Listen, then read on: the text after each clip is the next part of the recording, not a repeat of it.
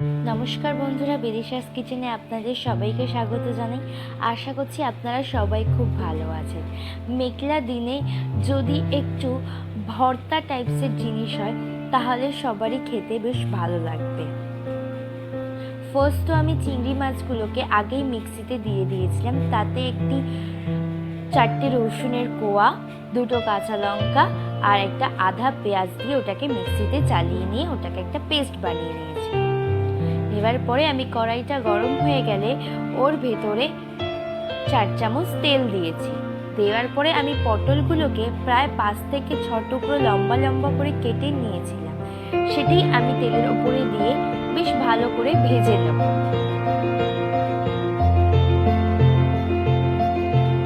একটু নুন আর একটু হলুদ দিয়ে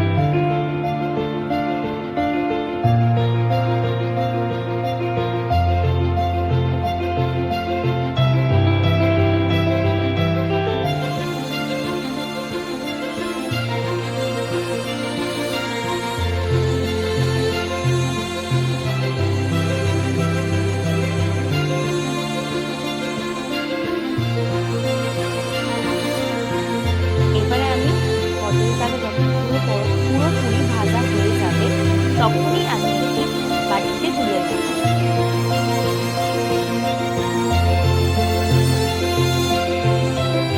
আমি আরও 2 চামচ মতো তেল ওর ভিতরে দিয়ে দিয়েছি।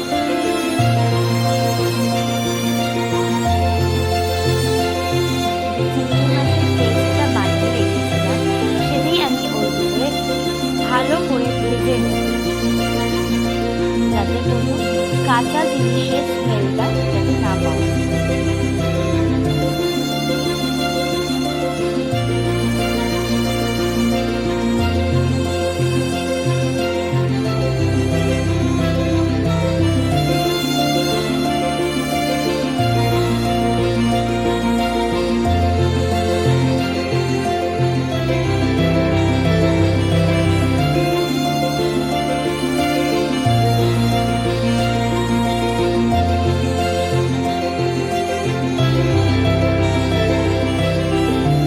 যখন চিংড়ি মাছটা একদম লালচে লালচে হয়ে যাবে তখনই আমরা আরেকটি বাটিতে এটাকে তুলে নেব।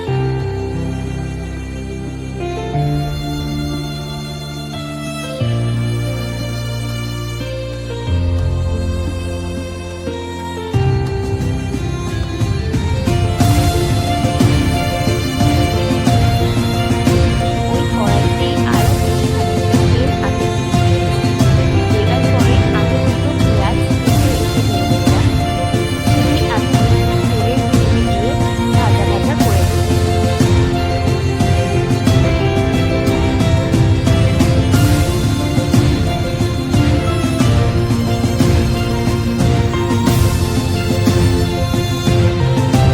আমি এবার ওর ভিতরে আদা, রসুন আর 2টো কাঁচা লঙ্কা দিয়ে দিই।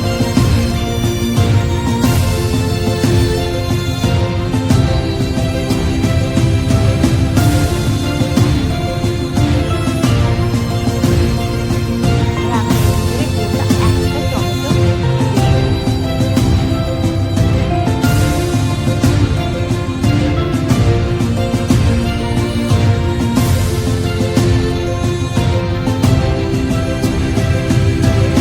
এবারে আমি এর ভিতরে সামান্য হলুদ আর সামান্য পরিমাণে নুন দিয়ে দেব, যাতে পেঁয়াজটা টমেটোটা ভালো করে একেবারে সেদ্ধ হয়ে যায়।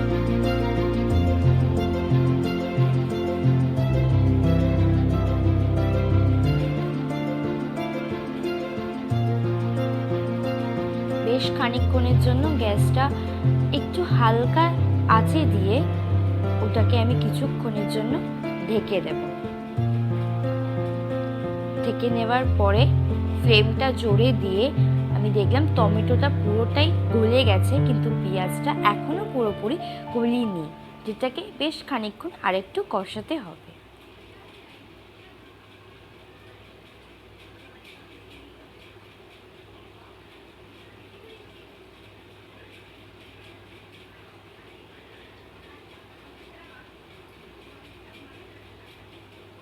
এর ভিতরে আমি মশলাগুলো দিয়ে দিচ্ছি।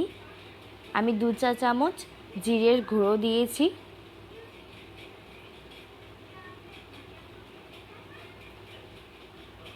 আর 3 চা চামচ আমি লঙ্কার গুঁড়ো দিয়েছি।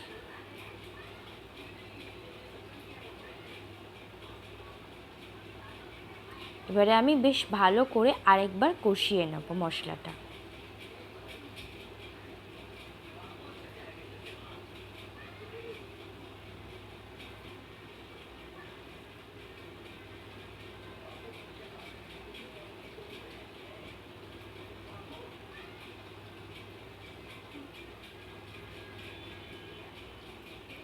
যেই দেখছেন মশলাটা এবার নিচে লেগে যাচ্ছে কড়াইতে, তখন বেশ খানিকটা জল দিয়ে দেবেন। আপনা আপনি কড়াই থেকে মশলাটা ছেড়ে দেবে, তারপরে নাড়তে থাকবে। আরও গ্যাসের ফ্লেমটা একটু আস্তে দিয়ে আমি আরও কিছুক্ষণের জন্য ঢাকনা দিয়ে দিয়েছি। ঢাকনা খুলে নেবার পরে দেখলাম পুরো জিনিসটাই একেবারে সেদ্ধ হয়ে গেছে। তো তারপরে আমি 2টো সেদ্ধ করা আলু ওর ভিতরে ভেঙে দিয়ে দেব। ভালো করে নাড়িয়ে নিচ্ছি।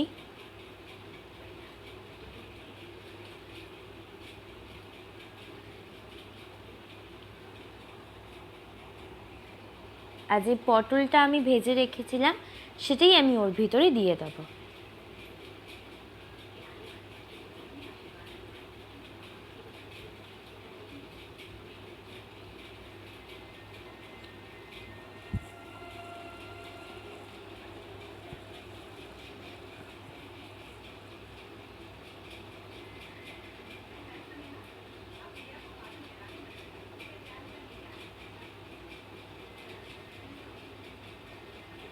বেশ খানিকক্ষণ নাড়িয়ে চাড়িয়ে নিয়েছি। এবারে আমি ওর ভিতরে আরও কিছুটা জল অ্যাড করে দিয়েছি।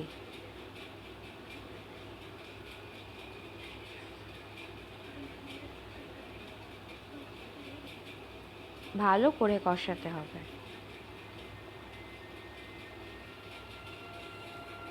তারপরে ভেজে রাখা চিংড়ি মাছটা ওটা আমি ওর ভিতরে দিয়ে দিয়েছি।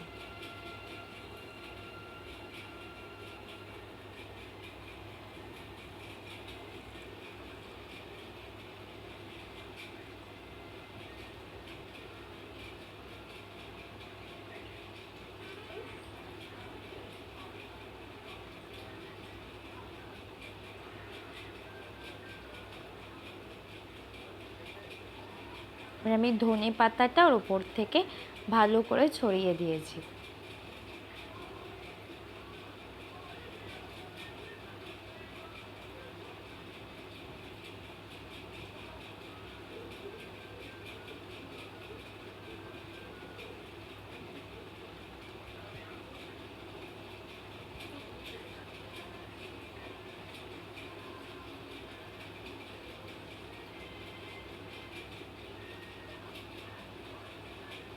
নামানোর আগে বেশ খানিকটা আমি গরম মশলা দিয়েই নামাবো।